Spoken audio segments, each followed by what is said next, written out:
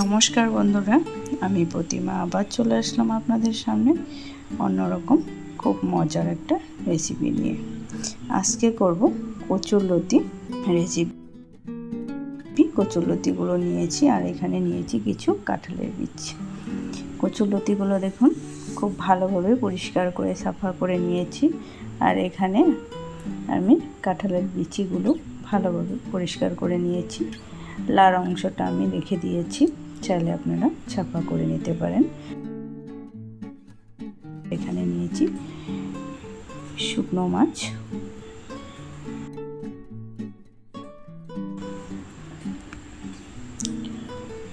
এবার আমি কড়াই নিয়ে নিলাম একটা, কড়াইয়ের মধ্যে দিয়ে দিলাম জলটাকে আমি গরম হতে দিব। এবার সকল বন্ধুদেরকে অনুরোধ জানাবো ভিডিওটা স্কিপ না করে পুরো ভিডিওটা দেখার জন্য। এখান থেকে আমি কিছু গরম জল নিয়ে শুকনো মাছগুলো মধ্যে দিয়ে দিচ্ছি। এগুলো গরম জলে ভালোভাবে ধুয়ে নিব। শুকনো মাছে অনেক ময়লা থাকে, তাই আমি গরম জল দিয়ে পরিষ্কার করে ধুয়ে নিচ্ছি। আর বাকি গরম জলের মধ্যে আমি কচুরলতি আর কাঁঠালের বীজগুলো দিয়ে দিচ্ছি। এবার এগুলোকে ঢাকা দিয়ে একটু সময় সিদ্ধ করে নিব। আজকে আমার ভিডিও যারা নতুন দেখছেন, নতুন বন্ধুদেরকে বলছি, ভিডিও দেখে ভালো লাগলে অবশ্যই একটা লাইক করে পাশে থাকবেন, চ্যানেলটাকে সাবস্ক্রাইব করে নেওয়ার অনুরোধ জানাচ্ছি। দেখুন কথা বলতে বলতে কচুরলতিগুলো কিন্তু সিদ্ধ হয়ে গিয়েছে। এবার আমি তুলে নিচ্ছি। খুব সিদ্ধ করিনি, অল্প সিদ্ধ করে তুলে নিলাম। আর এখানে আমি শুকনো মাছগুলো গরম জল দিয়ে ভালোভাবে ধুয়ে সাফা করে নিয়েছি। এর মধ্যে লবণ হলুদ দিয়ে দিচ্ছি। লবণ হলুদ দিয়ে একটু মেখে নিচ্ছি শুকনো মাছগুলো, মেখে নিচ্ছি। এদিকে আমি একটা কড়াই বসিয়ে দিয়েছি। এবার দিয়ে দিলাম তেলটা আমি খুন্তির সাহায্যে ছড়িয়ে দিচ্ছি। এই গরম তেলের মধ্যে আমি মাছগুলো দিয়ে দিচ্ছি। সবগুলো মাছ আমি দিয়ে দিলাম। এবার মাছগুলোকে বেশ ভালোভাবে লালচে কালার করে ভেজে নিব। শুকনো মাছ এভাবে ভেজে রান্না করলে খেতে দারুণ লাগে।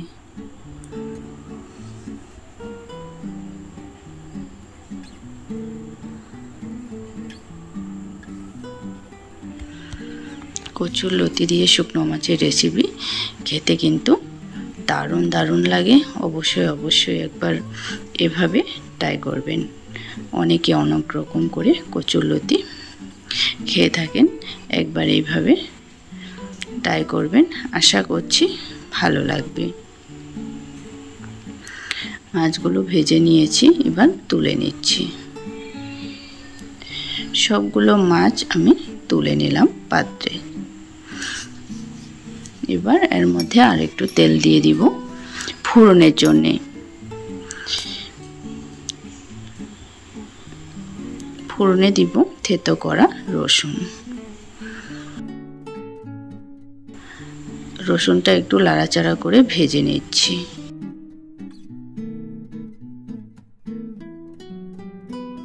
এবার দিলাম হাফ চা চামচ কালো জিরে। রসুন আর কালো জিরে তেলে দেওয়ার সঙ্গে সঙ্গে এর ফ্লেভারটা কিন্তু দারুণ চলে এসেছে। ফোড়নটা হয়ে গিয়েছে। এবার কচুরলতি আর কাঁঠালের বিচিগুলো দিয়ে দিলাম। এবার ফোড়নের সঙ্গে ভালোভাবে লাড়াচাড়া করে মিশিয়ে নিব। এর মধ্যে আমি কোনো মশলা অ্যাড করব না, আগে কিছু সময় আমি ভেজে নিব লতিগুলোকে। এভাবে লতি রান্না করলে দারুণ লাগে।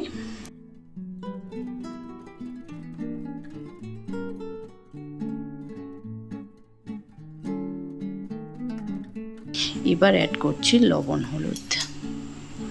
লবণ হলুদ, জিরে আর শুকনো লঙ্কা বাটা একসঙ্গে দিয়ে আর কিছু সময় আমি ভেজে নিব।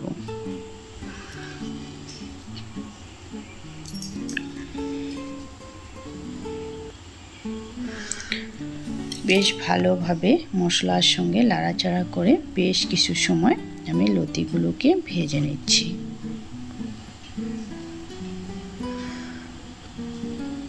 কচুর লতি এভাবে রান্না করলে দারুণ লাগে। এবার বাটিতে লেগে থাকা মশলা দেওয়া জল একটু অ্যাড করে দিলাম। মশলা দেওয়া জলটা দিয়ে আর একটু সময় নাড়াচাড়া করে মিশিয়ে দিচ্ছি। দেখুন ভালোভাবে নাড়াচাড়া করে মিশিয়ে দিলাম। এবার আমি এর মধ্যে পরিমাণ মতো জল অ্যাড করে দেব। জলটা আমি পরিমাণ মতো দিয়ে দিলাম। এবার মিশিয়ে দিচ্ছি। এবার বেশ কিছু সময় আমি জাল করে নিব লতিগুলোকে।